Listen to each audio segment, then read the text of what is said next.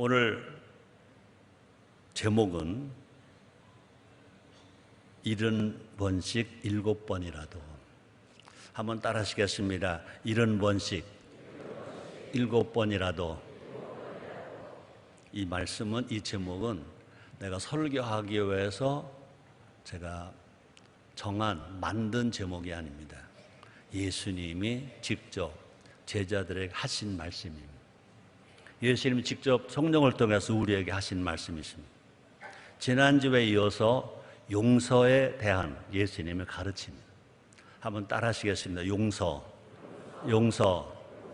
여러분이 한번 물어봅니다. 인간관계 속에서 제일 힘든 것이 뭐예요? 사람이 살아가는데 제일 힘든 거, 돈 벌기보다 더 힘든 거, 출세하기보다 더 힘든 거, 제일 힘든 것이 뭡니까? 네, 용서입니다. 제일 힘든 게 용서입니다.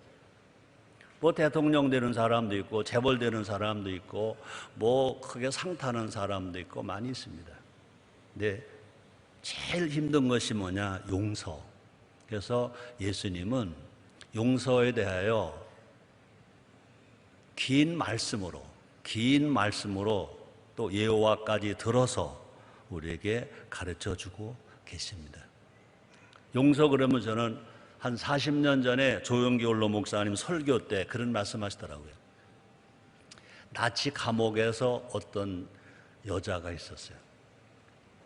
아버지와 엄마가 그 고통을 당하는 것을 봤어요.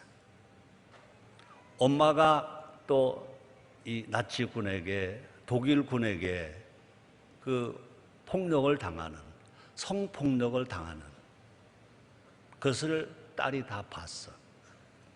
근데 딸만이 아니라, 그 어머니만이 아니라 어린 딸인 자기에게도 그 무서운 잘못된 짓을 다 당했어요. 그리고 2차 대전이 끝났어요. 그리고 그 여인은 이제 신앙생활을 잘 하면서 이제 목회자가 되었어요.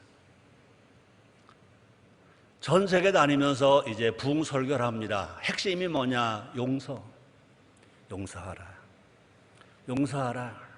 용서해야 하나님께 용서를 받는다. 용서해야 하나님께 정말로 사랑을 받는다. 용서하라. 나는 이렇게 피해를 당했다. 우리 아버지가 이렇게 피해를 당했다. 우리 어머니가 나 보는 데서 이렇게 수치스러운 고통을 당했다. 나도 당했다. 나는 지금 용서라는 설교를 전 세계에 다니면서 하고 있다. 나보다 더 많은 피해를 당한 사람이 또 어디 있겠느냐? 용서하라. 그리고 설교가 끝났어요. 그리고 많은 성도들이 은혜를 받습니다. 많은 사람들이 그 여자 목사님에게 안수를 받으러 주르륵 씁니다. 한 사람 이제 축복 기도를 합니다. 근데 앞에 딱 보니까 기절할 만큼 숨이 꽉 막히는 겁니다. 와! 안수 받으러 오는 대열 속에 그 나치 그 군인이 거기 있는 겁니다. 아버지를 그렇게 비참하게 고통을 주고 죽인 그 남자, 어머니를 자기 보는 데서 그렇게 고통을 준 그 남자, 자기 어린 자기에게까지 고통을 준 그 남자가 기도받으러 오는 겁니다. 물론 그 남자는 기도해주는 여자 목사가 누군지 모르고 옵니다. 멈춘 거예요. 그러고 마음속에 여러 가지가, 고통이냐 아픔이냐, 정말 축복 기도를 해줘야 되느냐, 내가 이걸 피해야 되느냐, 그리고 생각이 만 가지로 스쳐가면서 계속해서 사람들이 이제 기도받으러 오는 겁니다. 앞에 왔습니다. 한 5번째까지 왔습니다. 4번째까지 왔습니다. 3번째까지 왔습니다. 2번째까지 왔습니다. 이제 앞에 딱 섰습니다. 숨이 꽉 멈추는 것 같은 그런 고통이었다는 거죠. 순간 하나님 나 못해요. 나 못해요. 하나님의 음성이 성령으로 들리더라는 겁니다. 내가 그 조용기 목사 하신 말씀을 제가 그대로 40년 전 내가 들은 말씀이니까 그것도 표현은 다 못합니다. 예수님이 말씀하시더랍니다. 먼저 하나님이 말씀하시. 내 아들 예수는 다시 예수님 말씀으로 들려오더라는 겁니다. 나는 용서했잖아요.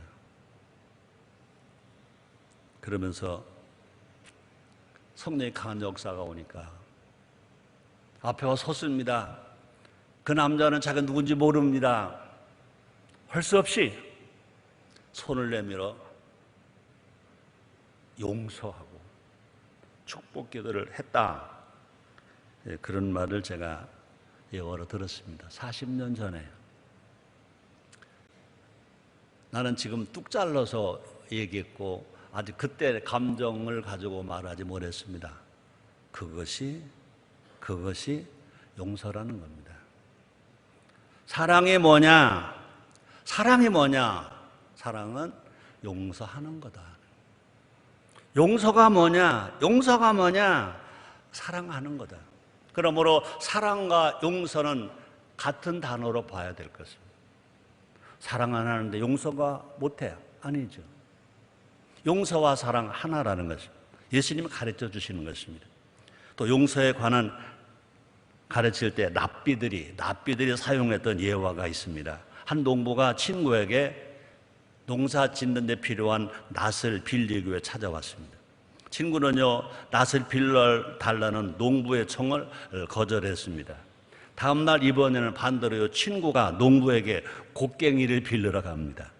농부는 이렇게 대답합니다. 자네가 내게 낫을 빌려주지 않았으니 나도 곡괭이를 빌려주지 않겠네.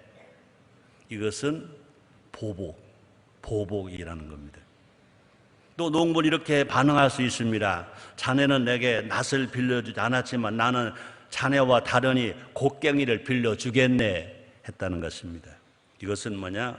원한, 안갚음입니다. 그럼 용서는 뭐냐? 용서는 뭐냐? 이렇게 반응하는 것입니다. 어제의 일은 깨끗이 잊어버리고 웃는 얼굴로 친구를 맞이해 주는 겁니다. 그리고 이렇게 말합니다. 자네가 원하는 곡괭이가 여기 있네. 여러분들이 어떻게 잘 들으셨는지 난 잘 모르겠습니다만은 별 반응은 안 오네요. 많이 생각해 보세요. 여기 충청도 사람들이 많은가 봐. 충청도 사람들은 집에 가서 생각한대요. 집에 가서라도 생각해 주기를 바랍니다. 그렇습니다. 용서는 뭐냐? 마음속에 아무런 앙금도 남기지 않는 것. 마음속에 한이 남았다, 보복하는 마음이 있다, 그러면서 입술로 용서한다. 그건 절대로 용서가 아니라는 겁니다. 다시 말하면 용서는 마음속에 아무런 앙금도 남기지 않는 것, 그것이 용서라는 것입니다. 지난 시간 설교 주제가 무엇입니까? 형제의 죄에 대해서 예수님이 어떻게 대할 거는 가르쳐 주셨습니다. 형제가 내게 범죄했을 때 어떻게 해야 하는가? 예수님은 형제의 죄를 모른 척하지 말아라, 무관심하지 말아라. 그럼 어떻게 하라고 그랬습니까? 먼저 조용히 권면하여 회개할 기회를 주라라고 가르쳐 주셨습니다. 또 예수님은요, 회복할 수 있도록 모든 노력을 다 하라라고 가르쳤습니다. 이것에 대해서 베드로는 반응합니다. 제자들을 대표해서 예수님께 질문합니다. 형제를 용서하되 몇 번이나 용서해야 합니까? 라고 질문합니다. 자 볼까요? 마태복음 18장 21절부터 22절 같이 읽겠습니다. 시작. 그때 베드로가 나와 가로되 주여, 형제가 내게 죄를 범하면 몇 번이나 용서하여 주리까? 7번까지 하오리까?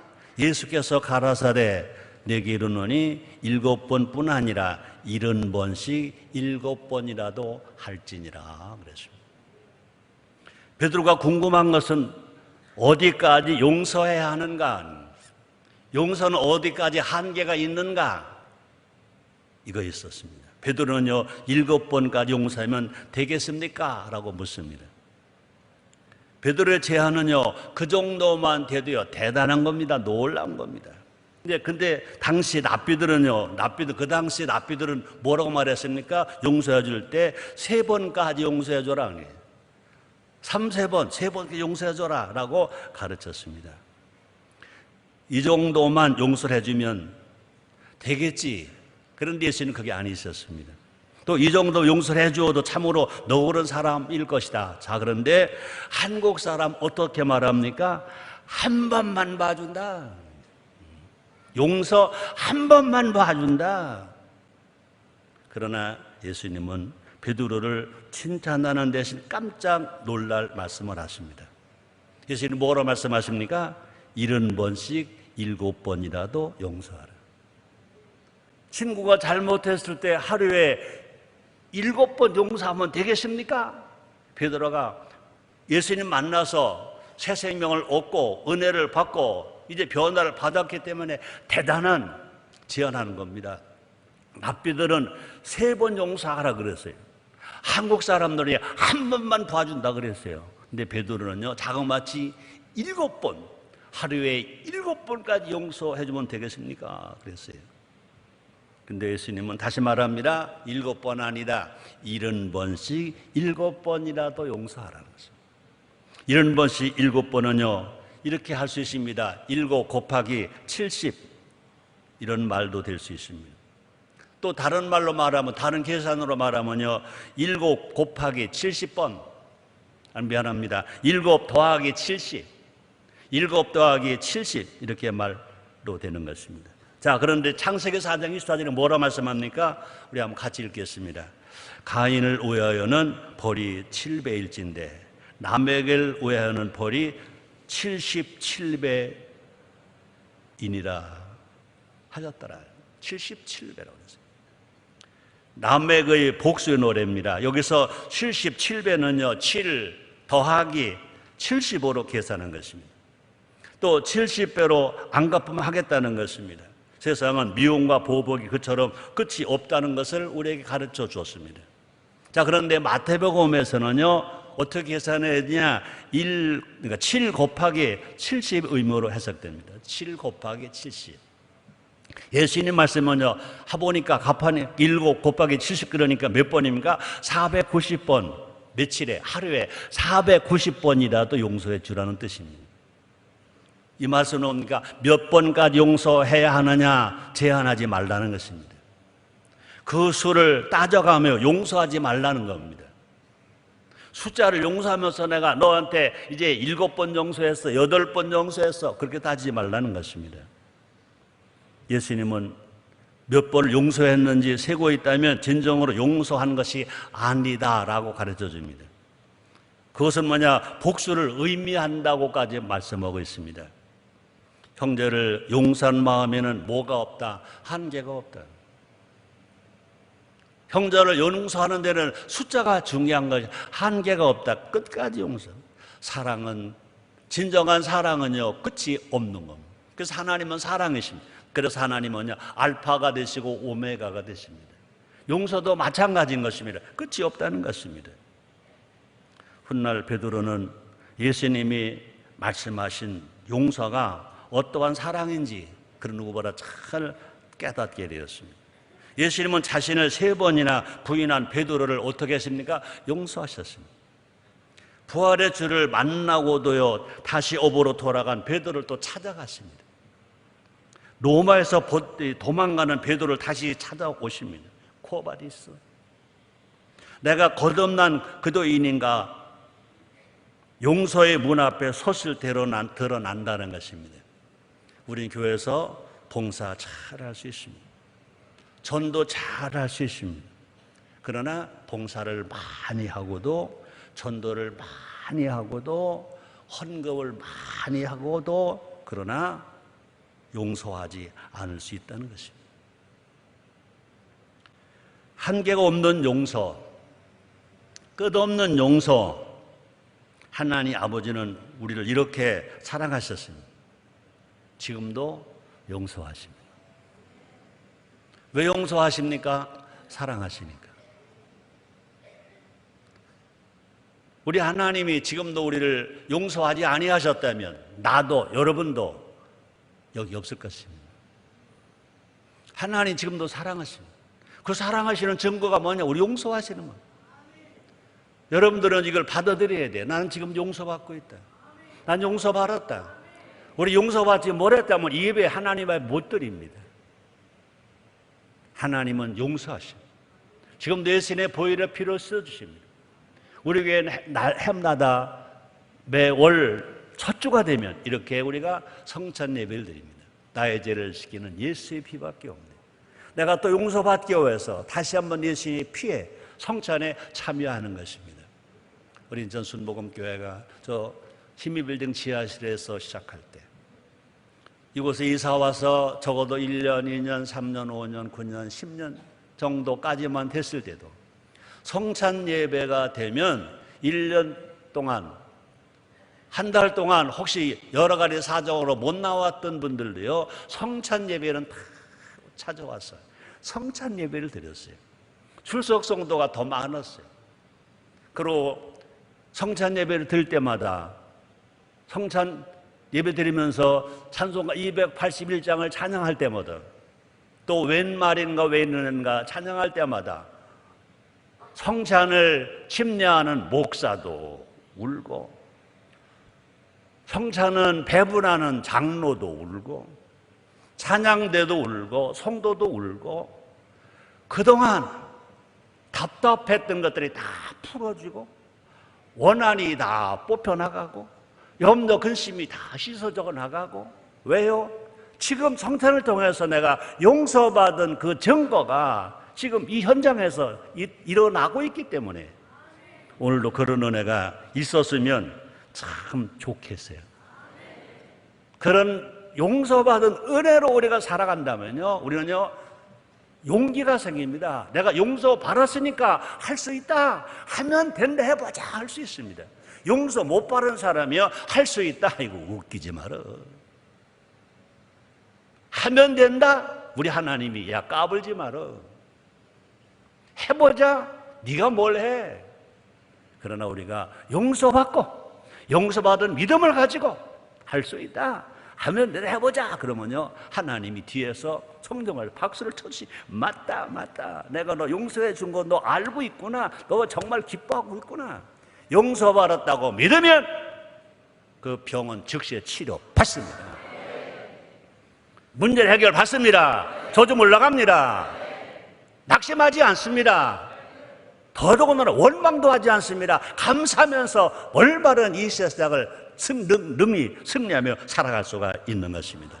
그런 은혜가 여러분들에게 있기를 주여으로 축복합니다. 이것이 뭐냐? 하나님의 용서입니다. 이것이 뭐냐? 천국의 용서인 것입니다.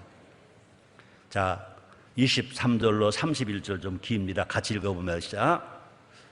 같이 읽어요. 시작. 이러므로 천국은 그 종들과 회개하려 하던 어떤 인공과 같으니 회개할 때 1만 달란트 빚진 자 하나를 데려오매 갚을 것이 없는지라.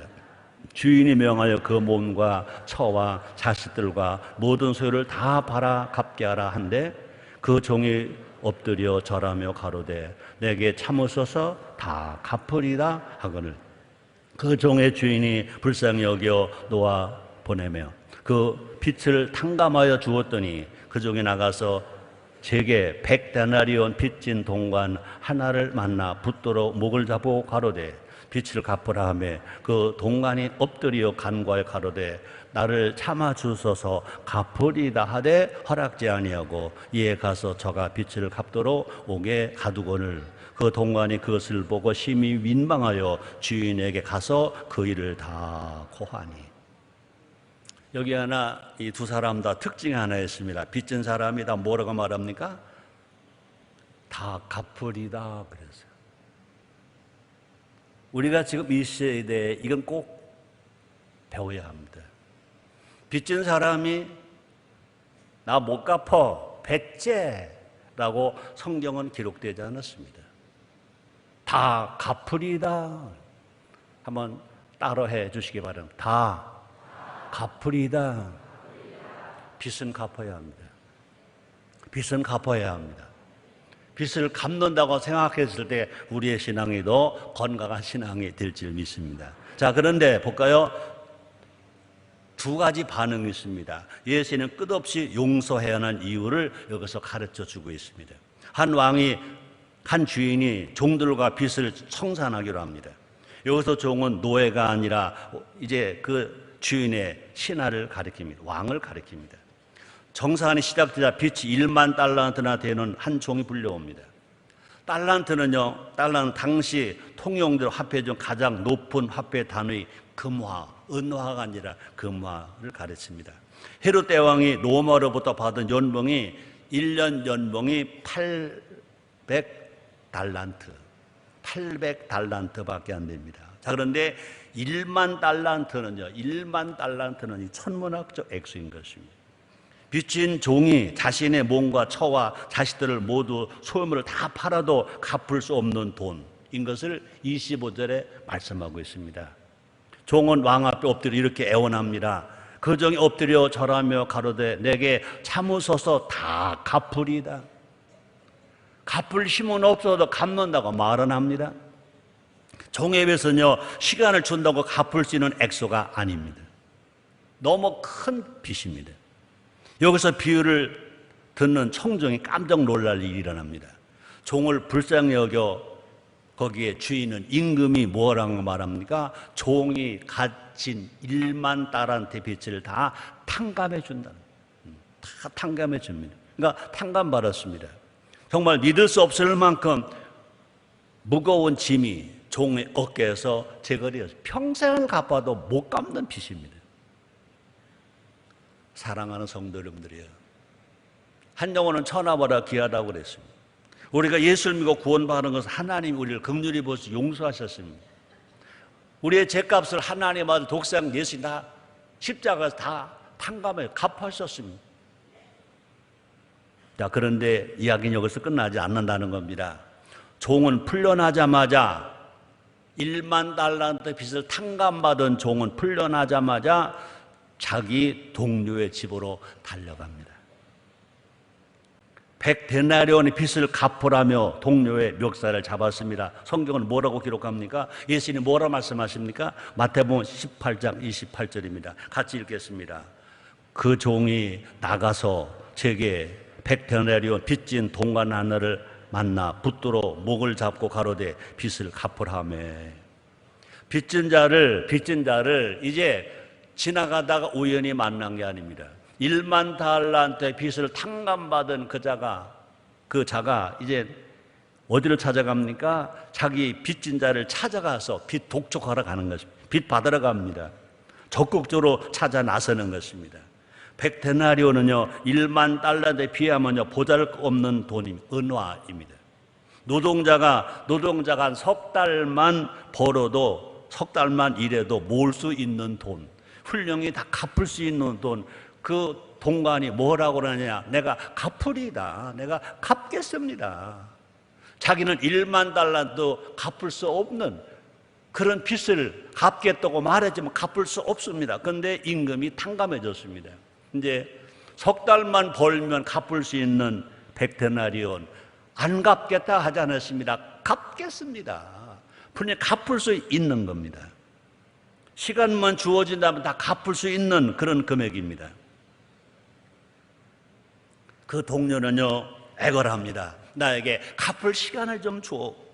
내가 갚을게. 갚을 수 있어. 간청합니다.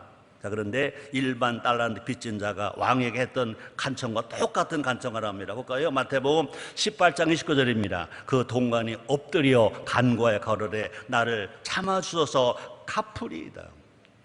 1만 달란트 빚진 자가 임금에게 한 말과 한 자도 안 틀립니다. 똑같이 말했습니다. 간구하여 가로되 나를 참아주소서 갚으리이다. 안 갚겠다 하지 않으시 갚겠다 그랬습니다. 못 갚을 돈이 아니라 갚을 돈입니다. 여기서 1만 달란트 빚진 자는 무엇을 보여했었습니까? 조금 전 쩔쩔매며 애원하던 자신의 모습을 자기가 봤어야 됩니다. 자신의 엄청난 빚을 탕감해준 왕의 긍휼을 기억했어야 됩니다. 자, 그런데 1만 달란트 탕감받은 자는 정말 배은망덕한 종은 그렇게 애원하는 친구를 받아들이지 않습니다. 용서하지 않습니다. 어떡합니까? 옥에 가둡니다. 동가들은 이를 보고 심히 격분했다 그랬습니다. 볼까요? 마태복음 18장 31절입니다. 우리 같이 읽겠습니다. 그 동관들이 그것을 보고 심히 민망하여 주인에 가서 그 일을 다 고한. 여기서 심히 민망하여는 뭐냐? 심히 격분하여. 심히 격분해. 심히 격분해. 예수님의 비유를 듣는 청중들도 아마 심히 놀랐을 것입니다. 이 모든 말씀은 예수님이 비유를 통해 지금 가르쳐 주시고 이렇게 계신 것입니다. 지금 최선교 설교 아닙니다. 예수님이 제자들에게 가르쳐 주신 것을 그대로 들어서 읽어서 여러분들에게 제가 전해줄 뿐인 것입니다. 성령께서 감동하시고 성령께서 길을 열어주셔서 이 말씀이, 이 복음이 여러분들에게 들려지게 되기를 주의 이름으로 축복합니다. 여러분들 기막지 마세요.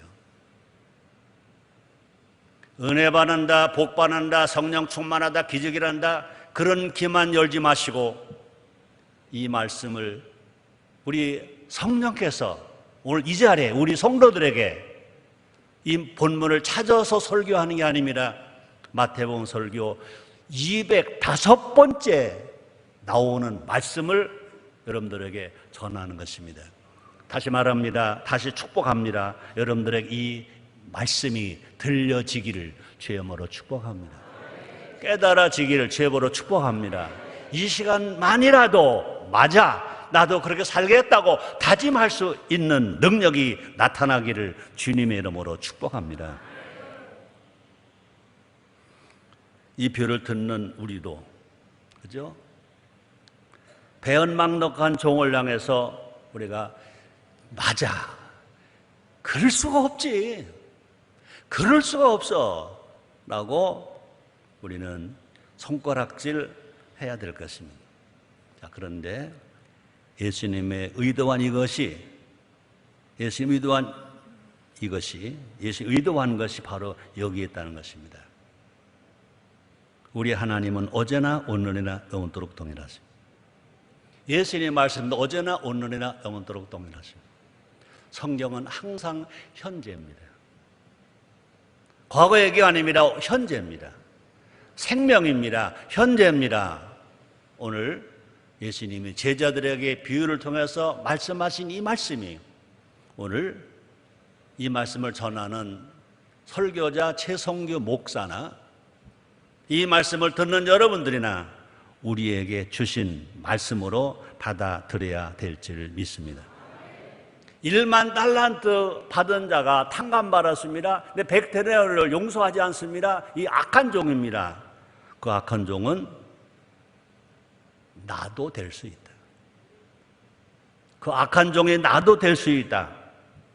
우리 자신임을 깨달으라고 오늘 우리 하나님께서 성령을 통해서 우리에게 주시는 말씀인 줄 믿습니다. 자, 35절 또 읽어봅니다. 이에 주인이 저를 불러다가 말하되 악한 종아, 내가 빌기에 내가 네 빚을 전부 탕감하여 주었거늘 내가 너를 불쌍히 여인같이 너도 내 동관을 불쌍히 여기 마땅치 아냐 하고 주인이 노하여 그 빚을 다 갚도록 저를 옥절역에 붙이니라. 너희가 각각 중심으로 형제를 용서하지 아니하면 내 천부께서도 너에게 이와 같이 하시리라. 예수님의 설교입니다. 예수님의 가르침입니다. 예수님은요, 배은망덕한 종을 뭐라고 말했습니까? 악하다. 배은망덕한 종 악하다. 살인죄를 짓는 것만 악하다가 아니다. 죄를 짓는 것만 악하다가 아니라 용서 바른 사람 용서하지 않는 것 악하다. 자, 다시 한번 마태복음 18장 33절입니다. 내가 너를 불쌍히 여김같이 너도 내 동관을 불쌍히 여기 마땅치 아니하냐 하고 일반 달란트 빚진 자에게 내렸던 은혜를 다 취소한다 그랬습니다. 볼까요? 3, 4절에 보니까 주인 여호와여 그 빚을 다 갚도록 저를 옥졸에게 붙이니라. 옥졸이 뭡니까? 고문하는 사람에게 붙이니, 매 때리는 사람에게. 이 종은 빚을 다 갚기까지 옥에 갇혀 고통을 당할 것입니다. 어떻게 보면요, 그 빚 자기가 다 못 갚아요. 그러니까 어떻게 됩니까? 사실상 종신형을 선고받은 것입니다. 죽을 때까지 감옥에 있어야 될 형을 받았다는 것입니다. 우리가 형제를 끝없이 용서해야 하는 이유가 여기 있다는 것입니다. 우리가 바로 1만 달란트 빚을 탕감받은 종이기 때문에. 아담이 지은 죄가 있습니다. 우리 조상이 지은 죄가 있습니다. 내가 지은 죄가 있습니다. 알고 지은 죄, 모르고 지은 죄가 있습니다. 이 모르는 죄는요, 돈으로 갚을 수 없습니다. 그런데 하나님은요, 독생자 아들을 이 땅에 보내셔서 우리의 필요 위해서 죽어주심으로 말미암아 우리 모르는 죄가 용서받았습니다. 마찬가지입니다. 우리도 다른 형제의 죄를 용서하지 않는다면 하나님도 마지막 심판 때에 우리 죄를 용서하셨던 것을 거두신다. 용서를 거두신다. 자, 35절 말씀 있습니다. 너희가 각각 중심으로 형제를 용서하지 않으면 내 천부께서도 너에게 이와 같이 하시리라 라고 무서운 말씀을 하십니다. 저는 성경 밖에 말씀을 전하는 설교가 아닙니다. 예수님이 하신 말씀을 여러분들에게 읽어주면서 함께 이 말씀을 듣는 겁니다. 우리가 형제를 끝없이 용서해야 하는 이유가 여기 있다는 것입니다. 결론입니다. 오늘 설교 제목은 뭐죠? 70번씩 7번이라도. 한번 따라 하시겠습니다. 70번씩 7번이라도. 아마 여러분들에게 부담이 되셨는지 모르겠습니다. 그럼 어떻게 보면 1년 선교 분량 중에 최고의 필요한 말씀을 오늘 하나님이 주셨다고 믿으시기를 주의 이름으로 축복합니다. 다른 거 아무리 잘하더라도 뭐하지 못하면, 용서하지 못하면 그건 신앙이 아니다는 거예요. 용서하지 못하면 그 신앙이 아니라는 겁니다. 그런데 우리가 용서할 수 있을 만큼 신앙이 되려면 우리 힘으로 안 됩니다. 그래서 성령을 받는 겁니다. 성령이 아니면, 성령의 열매 첫째가 사랑입니다. 성령의 사랑은 어떤 사랑이냐? 용서하는 사랑. 용서에 관한 예수님 비유는 놀라운 연속이 있습니다. 첫째 뭐냐? 베드로가 7번씩 용서하겠다고 한 것도 놀라운 일입니다. 그 다음에 예수님은요, 70번씩 7번까지 용서하라는 말씀, 더 놀라운 일입니다. 또 일반 달란트나 되는 엄청난 빚을 진 종이 있다는 것도 놀라운 일입니다. 어떻게 그런 많은 빚을 졌을까? 왕이 엄청난 빚을 탕감해 주었다는 것도 놀라운 일입니다. 자, 엄청난 빚을 탕감받은 종이 동료를 용서하지 못하는 것도 놀라운 일입니다. 자, 그런데 가장 놀라운 것은 뭐냐? 그 악한 종이 바로 나일 수 있다는 것입니다. 나라는 말은 하지 않겠습니다. 나일 수 있다는 것입니다. 형제의 사소한 잘못 하나 용서하지 못하는 나의 무지함이 있다는 것입니다. 이 말씀이 곧 한국교회에 필요한 것입니다. 한국 사회에 필요한 것입니다. 정치하는 사람도 필요합니다. 남과 북, 대한민국과 이 북한 2,500만 동포가 함께 통일한다. 한 나라가 된다. 여기에도 이 용서라는 단어가 없이는 안 된다. 힘자랑만 해도 안 된다. 무력 힘 가지고 안 된다. 미사일 가지고 안 된다.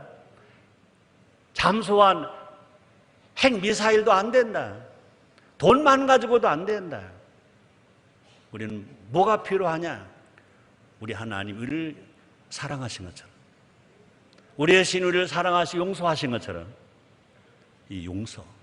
그러므로 어떤 종교로도 안 된다. 오직 기독교만이 된다.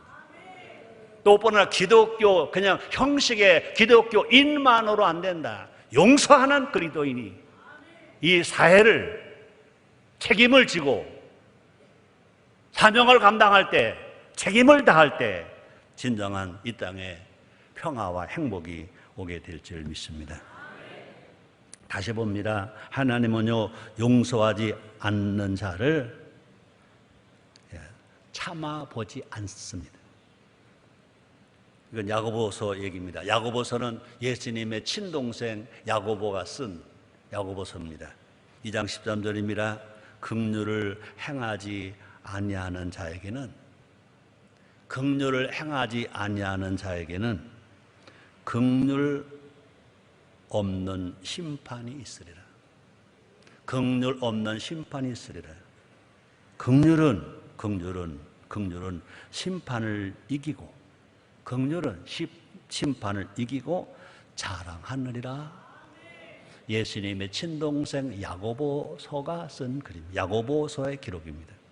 용서는 하나님 아버지를 닮는 일입니다. 용서는 하나님 아버지를 닮는 일. 용서는 예수님을 닮아가는 성화의 삶인 것입니다. 그래서 누가복음 6장 36절에 이런 말이 있습니다. 예수님이 하신 말씀입니다. 너희 아버지의 자비하신 같이 너희도 자비하라. 자비는 불교 용어가 아닙니다. 예수님이 하신 말씀이십니다. 너희 아버지의 자비하신 같이 하나님 아버지가 자비하신 것처럼 하나님 아들 된 우리도 자비하라고 예수님 말씀하십니다. 그리스도인된 가장 강력한 표적은 뭘까? 용서임을 기억하는 것입니다. 용서합시다.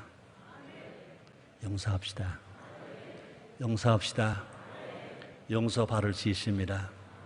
천국이 우리 집 됩니다.